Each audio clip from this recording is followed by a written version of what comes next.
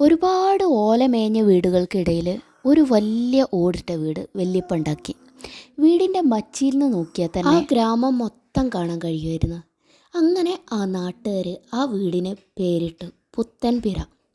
പിന്നെ ഞങ്ങൾ പുത്തൻപിരത്തെ പിള്ളേരും പശുക്കളും കോഴികളും താറാവും ഒക്കെ ഉള്ള ഒരു വലിയ തറവാടായിരുന്നു കേട്ടോ ഞങ്ങളുടേത്. ഈ പശുക്കളെ കെട്ടാൻ വേണ്ടിയിട്ട് ഒരു പ്രത്യേകം വലിയ തൊഴുത്തൻ. അതൊക്കെ അവിടെ നിൽക്കട്ടെ, നമുക്ക് എന്ത് ചെയ്യുക, ആദ്യം റെസിപ്പി എന്ന് പറഞ്ഞിട്ട് കഥയിലേക്ക് തിരിച്ചു പോവാട്ടോ.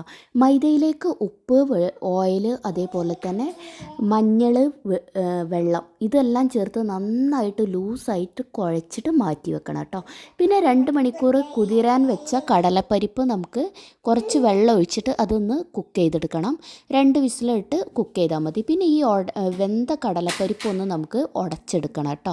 കടലപ്പരിപ്പിലെ വെള്ളമൊക്കെ മാറ്റിയിട്ട് വേണം ഉടച്ചെടുക്കാൻ. പിന്നെ എന്ത് ചെയ്യണം, നമുക്ക് ഇതിലേക്ക് കുറച്ച് തേങ്ങയും ശർക്കരപ്പാനിയും കൂടി ഇട്ടിട്ട് നന്നായിട്ട് ചൂടാക്കി ഒന്ന് ഡ്രൈ ആക്കി എടുക്കണം കേട്ടോ.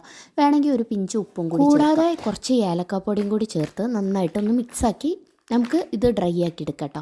അപ്പോൾ സംഭവം നമ്മൾ ഈ പറഞ്ഞ കാര്യങ്ങളൊക്കെ നമ്മൾ വീഡിയോയിലൂടെ കാണാം. ഇനി നമുക്ക് കഥയിലേക്ക് കിടക്കട്ടോ. പിന്നെ കാലക്രമേണ വല്യപ്പാൻ്റെ മരണശേഷം വല്യമ്മക്ക് എല്ലാം കൂടെ മെയിൻറ്റെയിൻ ചെയ്യാൻ പറ്റാതായി. വീടും പറമ്പും അതേപോലെ തന്നെ കാലികളെയും എല്ലാം കൂടെ. അങ്ങനെ അവസാനം ഈ കാലികളെയും താറാവിനെയും ഒക്കെ വിറ്റൊഴിവാക്കി.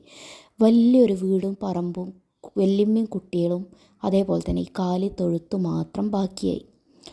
ഒരുപാട് വർഷങ്ങൾക്ക് ശേഷം, അതായത് ഏകദേശം 2000-നോട് അടുത്ത കാലഘട്ടത്തിൽ ഞങ്ങളെല്ലാം പിന്നെ ജനിച്ച ശേഷം ആ കാലിത്തൊത്താണ് ഞങ്ങളുടെ വീടായി കളിസ്ഥലമായി മാറിയത്. തറവാട്ടിൽ മിക്കവാറും എല്ലാവരും കൂടുമ്പോഴൊക്കെ വല്യമ്മ എന്തെങ്കിലുമൊക്കെ സ്പെഷ്യലായിട്ട് ഉണ്ടാക്കും. ഞങ്ങളാണെങ്കിലോ ആൾ കൂടുമ്പോഴാണ് കളിക്കാനായിട്ട് ഈ കാലിത്തൊത്ത് യൂസ് ചെയ്യാറുള്ളത്. മഴയൊക്കെ ആണെങ്കിലും അതിൻ്റെ ഉള്ളിലായിരിക്കും കളി. നല്ല മഴയും നല്ല കളിയുമായിരിക്കും കേട്ടോ. അങ്ങനെ ഒരു ദിവസം ഈ കാലിത്തൊഴുത്തിൽ കളിച്ചുകൊണ്ടിരിക്കുന്ന സമയത്താണ് വല്യമ്മാൻ്റെ വിളി. എൻ്റെ എണ്ണിയാളെ ഒന്നും ഇങ്ങോട്ട് വന്നാണേ, ഒരു ഊട്ട ഉണ്ടാക്കി വെച്ചിട്ടുണ്ട് എന്ന് പറഞ്ഞിട്ട്. അത് കേട്ടാൽ പിന്നെ അവിടെ നിൽക്കാനുള്ള ക്ഷമ ഉണ്ടാവില്ല. എന്താണെന്നറിയാനുള്ള ആകാംക്ഷയും തിന്നാനുള്ള കൊതിയായിരിക്കും. പിന്നെ ഒരൊറ്റ ഓട്ടാണ് വല്യമ്മാൻ്റെ ഭാഷയിൽ വടിക്കും. അങ്ങനെ ഒരു മഴയുള്ള ദിവസം വല്യമ്മ ഉണ്ടാക്കി തന്ന ഞങ്ങളുടെ ഈ പോളി പൂരണം വല്ലാത്തൊരു വികാരമാണ് ഇന്ന്. അപ്പോൾ ഈ ഒരു ഐറ്റം നിങ്ങൾക്ക് ഏകദേശം സംഭവം എല്ലാം മനസ്സിലായിട്ടുണ്ടാവും. അപ്പോൾ വീഡിയോ ഇഷ്ടപ്പെടുകയാണെങ്കിൽ ലൈക്ക് ചെയ്യുക, ഷെയർ ചെയ്യുക, കമൻറ്റ് ചെയ്യുക, സബ്സ്ക്രൈബും കൂടി ചെയ്യുക.